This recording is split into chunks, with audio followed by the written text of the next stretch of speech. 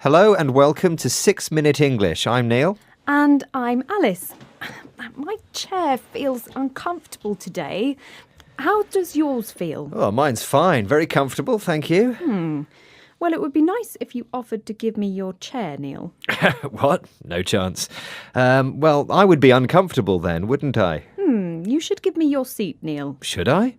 Well, now might be a good time to mention that chivalry is the subject of today's show. Chivalry these days means polite behaviour, usually by men towards women. Though, in the past, it referred to a code of behaviour followed by knights in the Middle Ages. It was all about honour and courage in battle, and only later on about being polite to the ladies. Well, we aren't living in the Middle Ages anymore, are we? No comment. Let's go for our traditional question. I have a literary one for you today. Who wrote the novel Don Quixote about a 50-year-old man travelling Spain in search of knightly adventures in rusty armour and a cardboard helmet? Was it A. Miguel de Cervantes, B. Leo Tolstoy, or C. William Shakespeare? I think I'm going to get it right today, Alice. I'm going to say A. Miguel de Cervantes. Well, we'll find out later on in the show if you're right or not. But first, do you think chivalry is dead, Neil? No, not at all. These traditions are alive and kicking. In Poland, at any rate. If something is alive and kicking, it means it's active. The BBC reporter Adam Easton saw it with his own eyes and is going to describe it for us. Medieval knights tournaments and battle reenactments are popular across Europe, but there's something about dressing up as a knight that particularly appeals to people here in Poland. In the summer, there's events every weekend. And here in Malbork, northern Poland, home to Europe's largest medieval castle, there's one of the biggest of the season. There's archery, crossbow, jousting, other horse skills, and more than 100,000 people come to watch these tournaments. The BBC reporter Adam Easton. By the way, what's a reenactment, Neil? It's where you perform the actions of a past event. And in Malbork, in Poland, they stage battle reenactments every weekend, apparently, at least in the summer months. It doesn't sound like my cup of tea. And that means it doesn't sound like something I would enjoy doing. How about you, Neil? Well, I'm not sure about the archery, crossbow and jousting. It all sounds like too much hard work.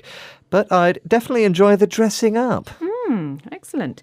Well, jousting is where two people fight on horseback using a lance or long pole to try to knock the other person off their horse, especially as part of a tournament or sporting event. So, with the dressing up, Neil, I'm curious. I can't imagine you as a knight in shining armour, to be honest. Come on, Alice. I'd look very appealing to any damsel in distress. A damsel in distress is a young unmarried woman in need of help. OK, you might make a very fetching or attractive knight, Neil, but you should get used to actually helping the ladies. Maybe offering me your seat?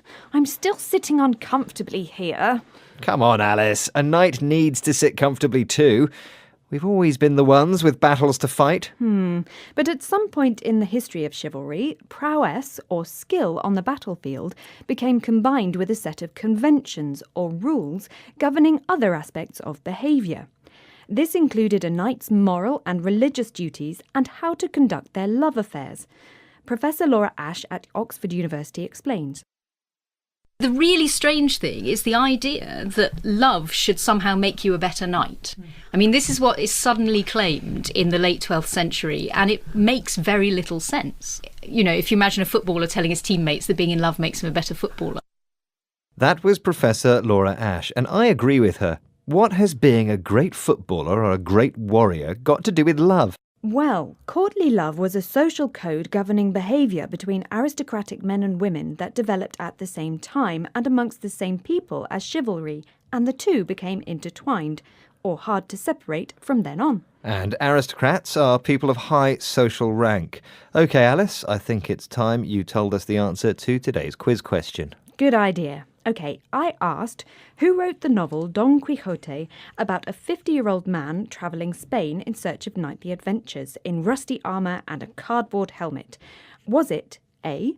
Miguel de Cervantes, B. Leo Tolstoy, or C. William Shakespeare. And I said A, Miguel de Cervantes. And you were right. Hey! Well done. Don Quixote was written by Miguel de Cervantes and published in 1605. It's a comic novel which describes what happens to an elderly knight who, his head muddled by reading too many romances, sets out on his old horse with his companion Sancho Panza to seek adventure. Very interesting, Alice. Now, can we hear the words we learned today? Sure. They are chivalry, alive and kicking, reenactment, my cup of tea, jousting, lance, tournament, fetching, damsel in distress, prowess, conventions, courtly love, intertwined, aristocrats. Well, that's the end of today's 6-Minute English. Please join us again soon. And by the way, Alice, would you like my chair? It's very comfortable. Oh, thank you, now that the programme is over, Neil. Better late than never. Goodbye. Bye-bye. 6-Minute English from the BBC.